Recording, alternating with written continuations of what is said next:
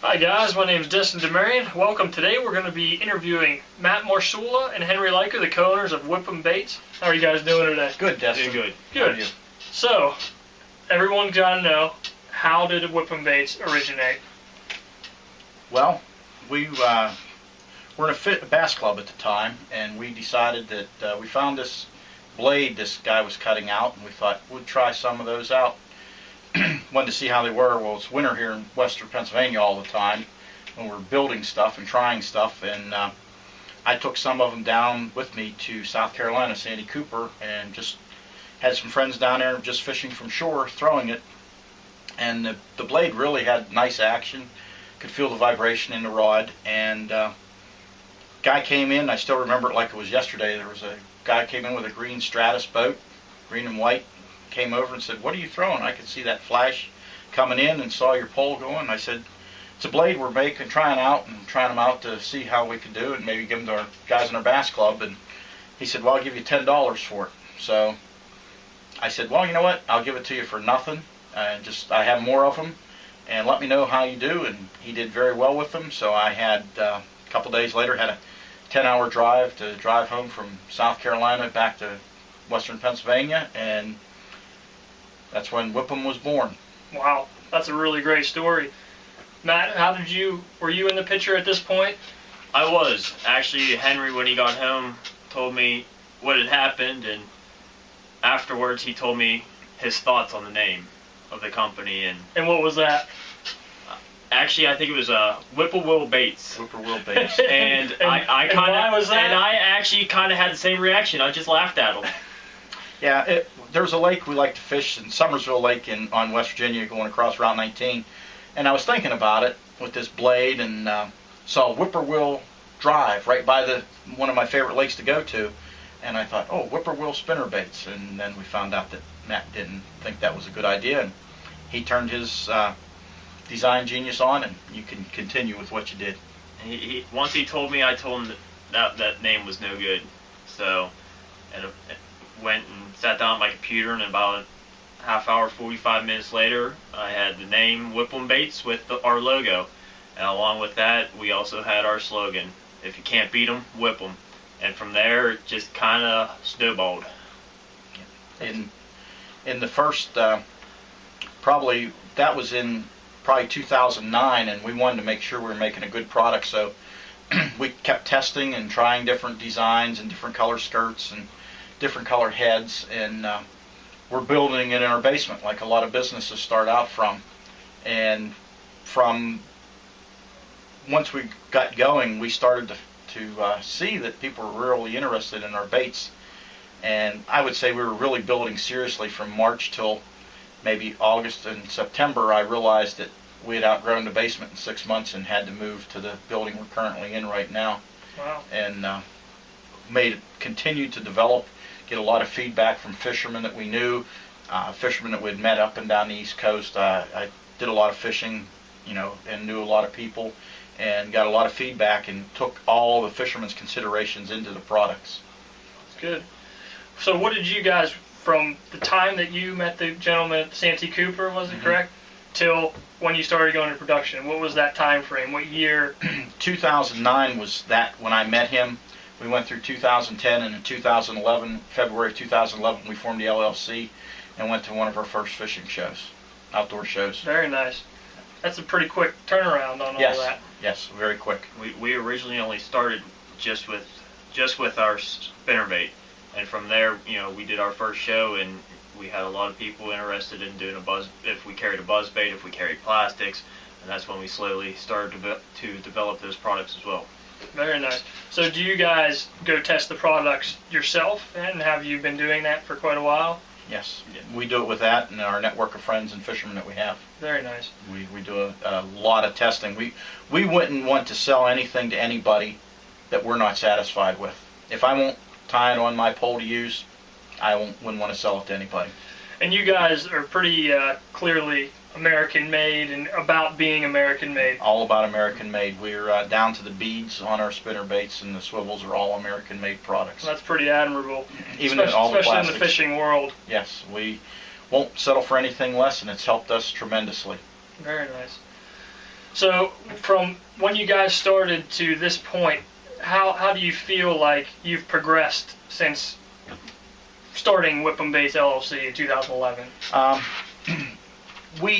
In my feeling is we have not had, we've had a few minor issues, but we've always been positive, and if we have any issues, we attack it, fix it, and move on, and keep having, let's say, relentless innovation in our products, and that's where Matt comes in with some of his design. I've been bass fishing for 40 years probably, tournament fishing for 30 years, seen everything, done everything, and Matt comes up with new ideas, and I'll tell him it doesn't work, and then it leads to one of our best-selling products. Just like Whippoorwill spinnerbaits. Yeah, we could be Whippoorwill, but we're Whip 'em Baits, and that's a catchy name. We've even had not many, but several of the pros have said, "Wow, Whip 'em Baits, that's a pretty cool name. We like it." Very nice. So, what is you guys' relationship as?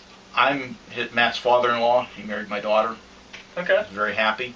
I'll tell you a little. How does that work out with a father-in-law and a son-in-law? I think pretty well, but you have to realize that the day he asked Leslie to marry him, asked me if it was okay for him to ask Leslie, we were fishing one of his first tournaments ever at Lake Wilhelm, and I may stretch it a little bit, but I caught one of the biggest bass I've caught at Lake Wilhelm and had it on.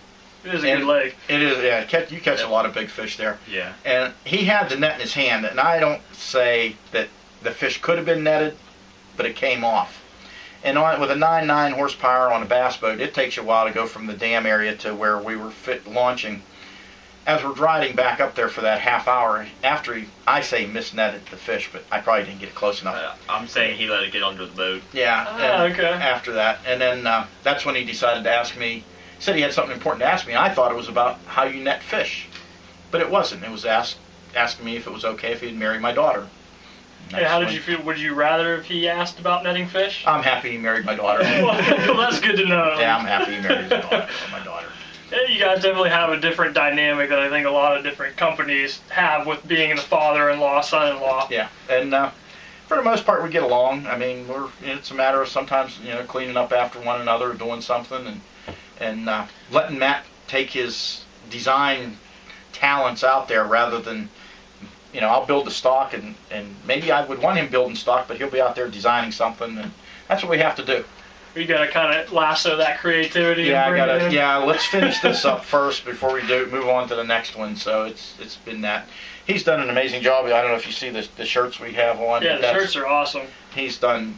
That was all him on design work, and we've got a tremendous amount of compliments on these shirts.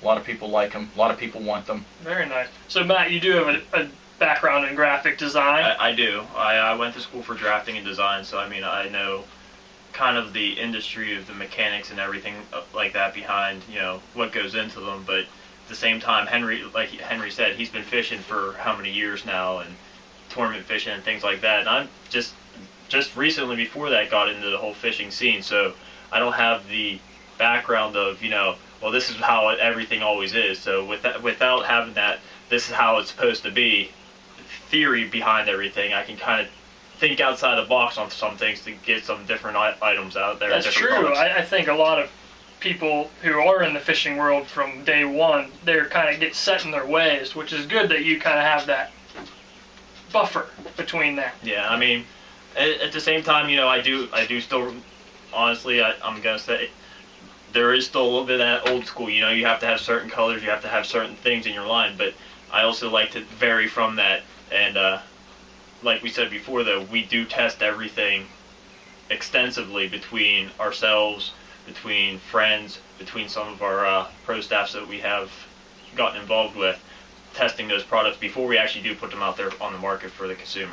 Well, that's good. I mean, you definitely need to be testing the products before you put them out, as I think you guys really are adamant about making sure everything is top quality before you do put it out on the market. Yeah. So, what do you guys feel like your best product is? Well, I'm sure there'll be some differing appearance. This is where the father-in-law, son-in-law comes into. You go first. I'll trump you. I'm obviously going to say it's probably one of our best sellers and best products is probably the buzz bait. But that was I'm also going to say that because it was one of my creations and he told me it wasn't going to work. So go ahead and trump that, Henry. When you have a spinnerbait, our Fire Tiger spinnerbait, reviewed with excellent reviews from Bassmaster.com, that takes everything. Yeah, so that was it last year? Last year happened? we didn't know. They had it for about 9 months to test and try, and we didn't know that they were going to do anything. All of a sudden, on a Monday night, we had one of our shows we're getting ready for.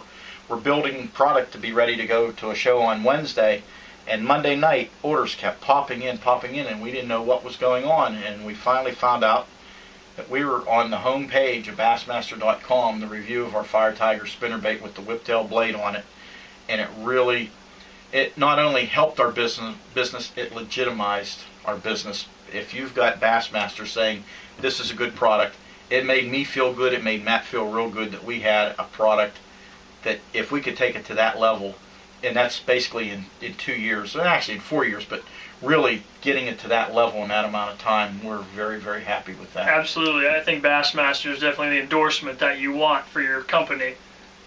Everyone would definitely agree with. Yeah. So what are you guys involved in? What products do you carry, and what are you looking to get into? Well, right now we have our spinnerbaits, our buzz baits. Just introduced a nice line of jigs. We're going to expand the colors on that. We have a lot of plastics. We're going back to the old disc worms, disc tubes, give you that soft feel, but we're making them durable too so that they'll hold up. Last year I caught 4 smallmouth on a 4-inch disc worm on the Monongahela River, which to me, if you can catch 4 smallmouth on the same worm and it's still pretty good, the 5th one I finally changed worms, but if you can get 4 smallmouth on a plastic worm, that's durable. But with the discs on it, it's soft so that the fish will hold on to it and bite. But we've got the standards. We've got the whip sticks, the sinking worms that are we believe are comparable to other major product lines. Been told by fishermen it's as close as we can get to the major manufacturers on it, and we're happy with that. We've got the buzz baits now. We're going to continue to expand the colors, product offerings. We just introduced our swim baits, introduced our torpedo craws. Nice product line, nice other offering. We were making the Alabama rig per se, but we were doing it with an arm on it with our spinnerbait on it, our blade for the spinnerbait, which made it run true. Ran there with some of the, and it's been a good seller, but with states modifying their fishing laws and how many hooks, it's kind of slowed down, but we're going to start going back to that and pushing it and probably doing some redesigns and turn Matt loose on that one. That seems like somewhere where you'd be good at. Absolutely. I mean, there's so many different variations that we can do with it that I'm sure a lot of other companies haven't even thought about or have made mention that they've thought about it, that, that could just be unreal. Okay. So now, guys, where are you at and where do you see yourself going from this point? Well, last year we started 2013 with one dealer handling our products, and I did I call it my southern tour. Went through Virginia, North Carolina, South Carolina. We went out into Ohio, and we went in with the philosophy of, listen, we'll compete with the big companies. We're going to do it one tackle store at a time. I'm here to see. I'm a co-owner of the business. It's an American-made product. Try our products. Try our customer service. We won't get anything better than that. And when I was done, we now have 13 dealers in 1 year, and we'd like to expand that. We've only begun to scratch the surface. We have a rep up in the New England area now that's bringing in a couple of new dealers this year for us. We've only been in the North Carolina, South Carolina, Virginia area, out in Ohio, but I think there's so many dealers out there that the sky's the limit for us. It's there, and our product will get us there. Our American-made product will get us there, and the quality of our product. And as we grow, we're not one of those companies that want to look like we're trying to cut corners or anything like that. As we grow, as our line and everything gets larger, as well as our company, we're going to still be continuing to put out that high quality product, no matter how big we get. We're never going to cut back on our quality of product just to put a higher volume out. We're always going to put that high quality product out there for everyone. We build the product right here in our shop. I will admit we've had to make some changes. We had a paint booth. We could not keep up with the painting with the spinnerbait heads because it's basically a 4-day process because of the colors, and we had to, outsource that. But again, it's still here in the United States. We couldn't do that on our own. We couldn't keep up with the volume, but we're still doing it. We're making sure that quality that we're getting painted and given to us is the same as what Matt would do in the shop here. He was great with an airbrush. Very nice. Yeah, I've seen the products. A lot of them look very nice, especially the new jigs and that, what you're talking about, that you have to outsource to paint. Those are really good quality Yes. product. The Yeah. paint seems very durable as well. Yeah, it holds up. We banged them off a lot of stuff. Somebody throws them in trees quite often, and I wonder who that is. no, it's not me. I don't know. Yeah, so we've had those issues, and paint always holds up. Sometimes they're still hanging in a tree, and we'll go and get them, but Oh, okay.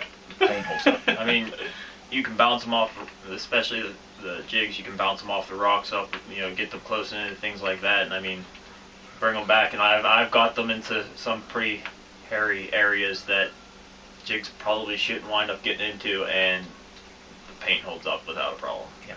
Very nice. So, from this point, as I said, where are you looking to take this company in the next, say, 5 years? And how do you plan to go about doing that in this industry? Well, in the industry, first thing is our pro staff. They're invaluable to us on feedback, new ideas, new designs. We want to grow them, and along with that, that'll grow the business. We need to do more shows across the country to let people know what whip-em baits is. If you try it, you'll buy it, is what I'm looking at. And that's the thing. We have to get it in people's hands.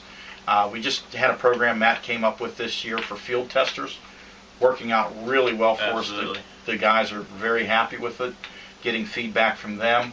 We're looking at probably going to put on some sales reps across the country with commissions, etc., to try to sell our products, and we'll support them. And all that, it all comes back down. It's a whip-em family. It's not a company.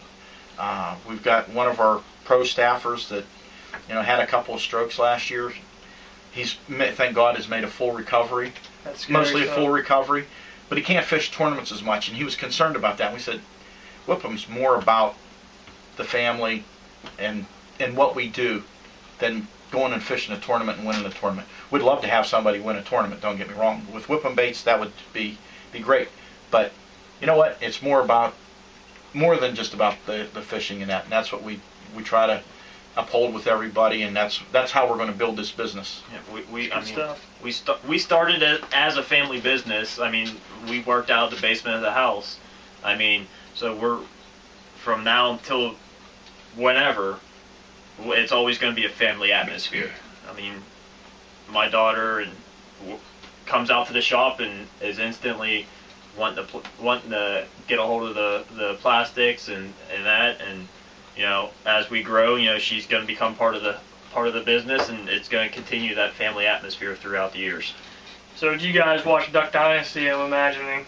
Yes. Absolutely. I've read Phil's book, and the business part of it really is amazing of how our business is going in the same direction as what he has written about in the book. And I'm real happy to be affiliated with a company like that, or to even if we wanted to model us. What a great company to model that.